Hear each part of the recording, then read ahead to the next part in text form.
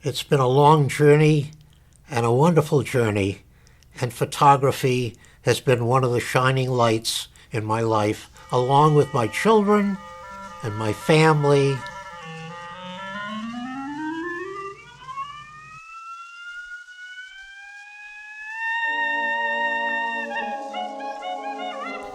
My name is Lenny Rumpler, and I'm a lifelong photographer. I've been taking pictures ever since I was a little boy, probably around 8 years old, 9 years old, 10 years old, and my mother and father bought me a Kodak Brownie, and I was fascinated by the idea that you can take a moment in time and have it last for years. And you mentioned Cartier-Bresson, one of the top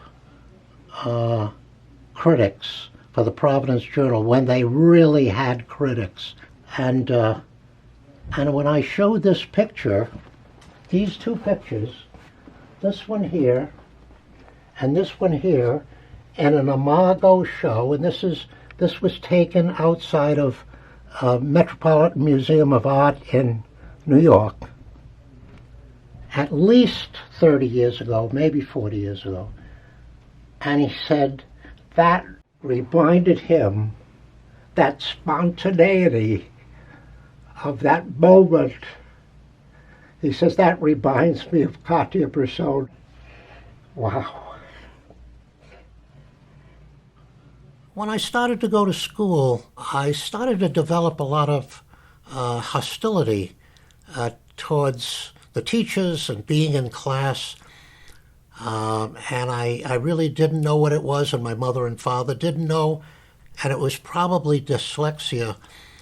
And they just thought I was lazy, and they just felt that I didn't want to do my homework, or I didn't want to respond in class, and I really thought I had some problems.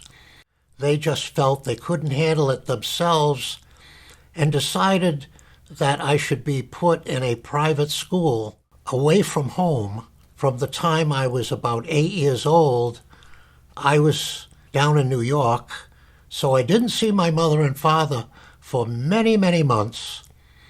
And I remember very early on that somehow photography seemed to be an answer for me that other things were not. So I felt that if I was a success in photography, I didn't have to be constantly worried about my marks. Here's a picture I took at Cape, in the Mediterranean, just as you enter the Mediterranean with Spain. This is Spain, and over across. I've got pictures from all over the world, and yet some of the pictures come from right in my backyard, or somebody's backyard. And it just never ends, the kind of things that I never know what I'm going to see.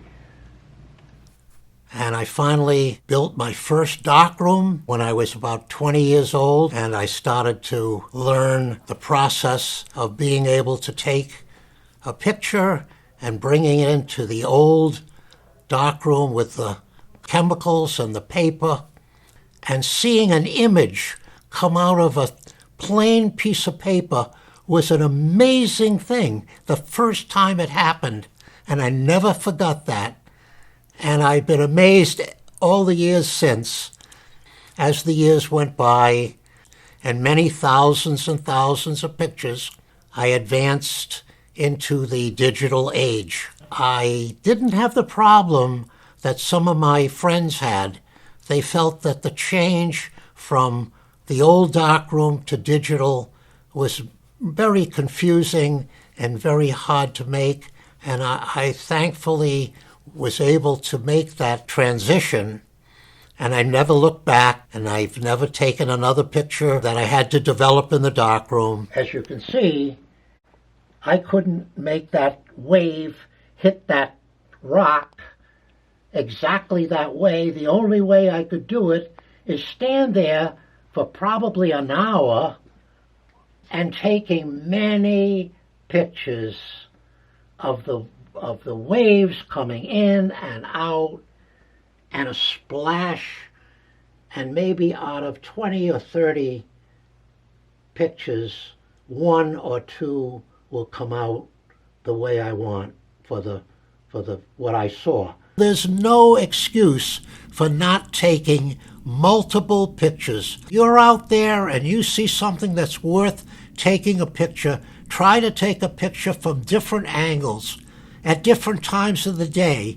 The same picture. You might go back the next day and the next day, and one day there might be clouds, and one day they might not be any clouds. And those things make all the difference in the world in the final product. And one of those pictures out of maybe 20 will turn out to be a winner. It's impossible to know when you take one picture whether that one picture is going to wind up as something that you're satisfied with. Some of the most famous photographers in the world take many, many, many pictures, and the only ones that you see are the ones that go into the gallery. Use your eye to be able to see things. Photography is not just in the camera and in the darkroom or with technical equipment. It's developing your eye to be able to see things that you would have ordinarily walked by. That's when you start to become a really good photographer, when you start noticing what's out there in the world. And there's thousands and thousands of images have yet to be taken by thousands of people who have the vision to be able to stop and take the time to look and look and look. Any other shortcuts will never satisfy you. And finally, I got to the point where I thought it was good enough that I started entering my work in shows. And that was an eye-opener. You never knew what they were looking for, and so you just had to go by your own instincts as to what you thought that you liked, what you saw in an image that turned you on and made you want to take that image and turn it into a photograph that you could put in a frame and enter in a show. I stuck to my own vision of what photography was, and I'm happy I did, because I feel that what I have accomplished, I've worked hard for.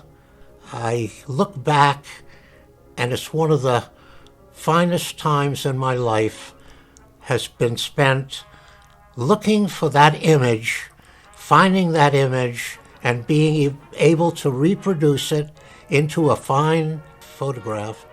And whether I win a prize or not, or whether I sell another picture, I'm still turned on by something new, something I've never seen before. It seems like it's endless.